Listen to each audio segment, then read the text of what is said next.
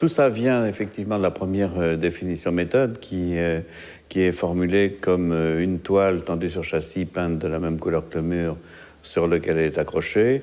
C'est-à-dire que j'essaie de rester au plus près de la peinture la plus traditionnelle en utilisant le support le plus classique de la peinture depuis un certain nombre de siècles, une toile tendue sur un châssis, de la peindre et de la mettre en situation.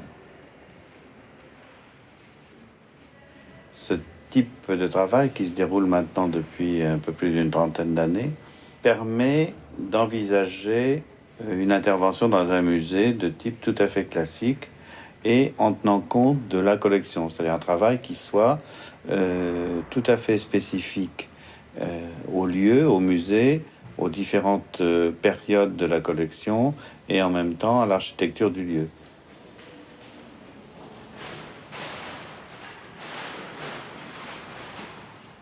Jean-Hubert Martin, j'étais conservateur au Musée national d'art moderne, à l'époque qui se trouvait au Palais de Tokyo, et j'ai rencontré Claude Ruteau vers 1972-73.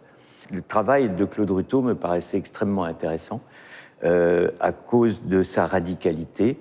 Ce n'était pas simplement pour épater le bourgeois ou pour secouer le cocotier, mais il s'agissait beaucoup plus d'une réflexion vraiment profonde sur la peinture et le rôle qu'elle a joué dans notre culture, en particulier depuis la Renaissance. J'ai mis personnellement un certain temps à comprendre, à tirer les leçons de ce travail, à tirer les fils d'une certaine façon de cette œuvre, c'est-à-dire à voir que, bon, il n'y avait pas simplement un développement formel, mais qu'il y avait un tas de possibilités à partir de là. Bonjour, Blandine Chavannes, conservatrice de musée. J'ai eu la chance de rencontrer Claude à Poitiers. Il venait faire une conférence où il venait présenter ce qu'est une définition méthode. Et à la suite de cette rencontre, je lui ai proposé de venir présenter son travail au musée. Dans tous les musées où j'étais, il s'est tout à fait passionné pour la peinture ancienne ou la peinture moderne. J'ai fait en 2016 une exposition au Grand Palais qui s'appelait Carambolage et qui consistait à assembler des œuvres de contextes culturels, historiques, géographiques complètement différents sur la base d'analogies visuelles. Claude Ruteau, avec deux de ses toiles, encadrait l'exposition, c'est-à-dire qu'il était là au début, c'était la première œuvre, et la dernière œuvre était également la sienne. Dans la première toile, peinte de la même couleur que le mur, comme d'habitude, il y avait l'insertion d'un petit portrait du Fayoum que Claude Ruteau avait acheté. Sans doute était-il intéressé par les portraits du Fayoum parce qu'on a dit souvent qu'il pouvait être considéré comme le début de la peinture de chevalet.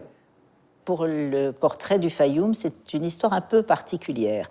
Il a fait un voyage en Égypte avec Annie, et lors de sa visite du musée du Caire, il a eu la chance, un peu inattendue, de rentrer dans une salle où il y avait tous ces portraits qu'il les regardait de façon très intense. Quelques années plus tard, de retour à Paris, Claude se promenant dans le quartier des Antiquaires, il tombe sur un portrait du Fayoum qu'il achète et qu'il va offrir d'ailleurs à sa femme Annie. Ce portrait du Fayoum va lui inspirer un texte et qui va aussi devenir une définition méthode, mais sur ce texte, il y a deux mots formidables. Il explique que pour lui, le portrait du Fayoum, c'est un selfie ou tout simplement un photomaton qui aurait dû disparaître. Ces portraits du Fayoum qui accompagnent donc ces morts devaient être sous terre, mais cette peinture à l'encaustique ont tenu et qu'aujourd'hui, tous ces portraits nous regardent avec une intensité incroyable. Le fait de les regarder les rend aujourd'hui vivants. Donc,